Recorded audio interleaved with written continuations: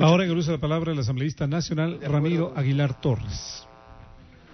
Yo quisiera fundamentar mi acuerdo y también hacerles notar ciertos errores políticos que están cometiendo. Evidentemente yo no creo que sea trascendente en la vida de un militar si su decreto de ascenso lo firma el presidente de la República o lo firma el ministro de Defensa mediante acuerdo ministerial. Me parece a mí que el interés del militar será ascender, no quien firme su ascenso. Y creo que la figura del edecán, a estas alturas del desarrollo político del país, tampoco es necesaria. De hecho, me causa cierta ternura, y esto no lo digo con el menor signo de humor negro, ni mucho menos, ver al edecán de la presidenta de la Asamblea caminar tras la presidenta de la Asamblea llevando su cartera o su carpeta o lo que fuera.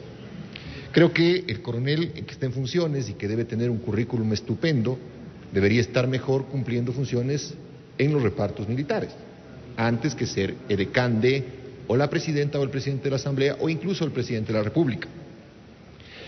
De tal forma que en los hechos me parece que lo que están haciendo tiene lógica.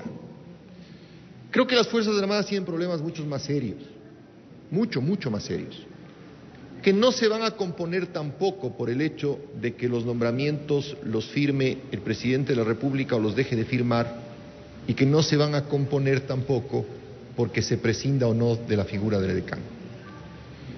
Las Fuerzas Armadas y el Ejército particularmente llegó a tener en este gobierno un general que se dedicó a lavar activos. Sí, hay una indagación previa abierta en la Fiscalía en contra del señor. Una persona que se dedicó al chulco siendo comandante general del Ejército. Y fue comandante general del Ejército.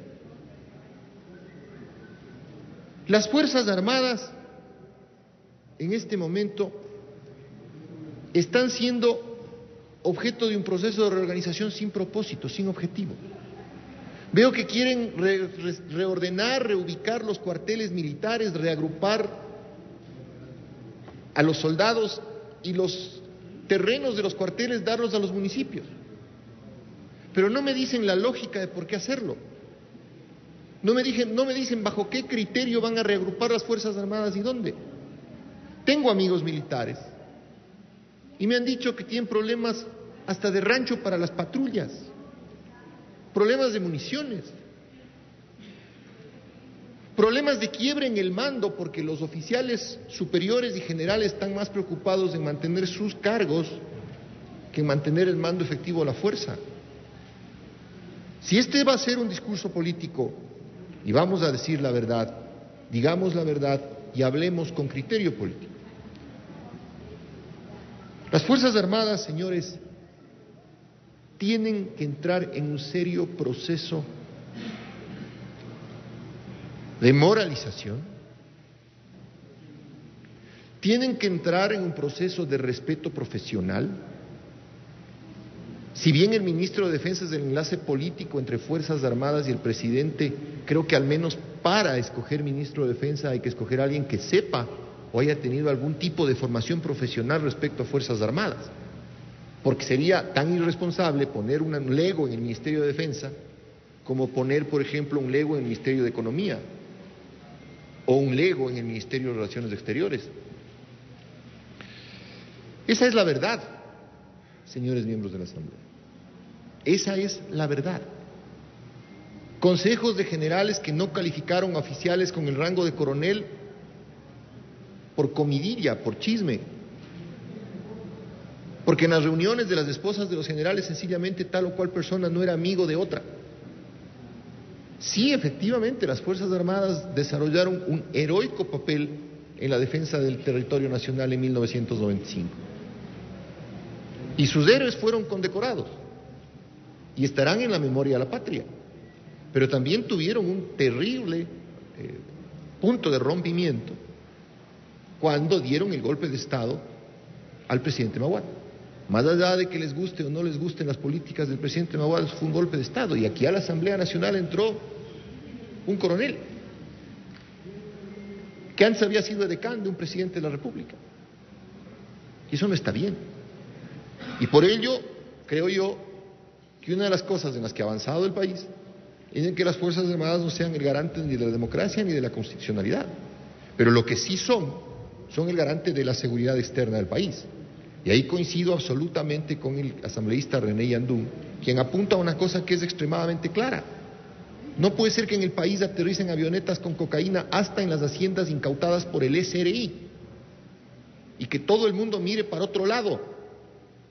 No puede ser que en el Ecuador aterricen avionetas con droga y que la Asamblea Nacional no sea capaz de formar una comisión especial para investigar la penetración del narcotráfico en Fuerzas Armadas y en la política ecuatoriana. Y no obstante, pasamos una sesión completa hablando si hay que poner o no un edecán y si el nombramiento del coronel o de general tiene que ser firmado o no por el presidente de la República. Creo que estamos desperdiciando la enorme posibilidad de evitar a tiempo un mal, que es la penetración del narcotráfico en la política y en las fuerzas de seguridad del Estado. Y esto no es ser alarmista, es cuestión de verlo. 3 toneladas en una avioneta que aterriza en una hacienda, La Clementina, incautada por el SRI. ¿Y a todo el mundo le parece eso cosa de coser y cantar? Cosa de coser y cantar. Señora Presidenta y señores miembros de la Asamblea Nacional, les había dicho yo en un discurso relacionado con las enmiendas que la ley sin persuasión es violencia. Yo creo que nos ahorraríamos este debate y el largo día del segundo debate si la comisión les pregunta a los militares en servicio activo y les dice dos preguntitas chiquitas. A ver, ¿a ustedes prefieren ser edecanes de un funcionario o prefieren estar en mando de una unidad militar? ¿Y ustedes prefieren ascender en condiciones equitativas sin que su nombramiento dependa del grado, de gusto, de disgusto de un general superior a ustedes, en la forma más objetiva del mundo, tomando en cuenta su puntuación y sus méritos militares, o prefieren ascender a la vieja usanza? Y que se mantenga la vieja usanza firmando el decreto del presidente de la República o no. Son 2 preguntas nada más. Si en el proceso de socialización de la ley, la comisión preguntara al actor de la ley, que es las Fuerzas Armadas, y no a través de su referente político, obviamente, sino a través del mando militar, que esto no significa ningún quebrantamiento de nada. Los militares tienen tanto derecho como los civiles a socializar su ley y a pronunciarse sobre aquello que les va a afectar o no. Y sería interesante que en el informe para segundo debate la comisión nos traiga el informe y nos diga, a ver señores, los militares que vinieron a la comisión, invitados que son estos, piensan de esta manera. Y así la Asamblea tomar una decisión. Gracias, señora Presidenta. Gracias. Puntos de vista.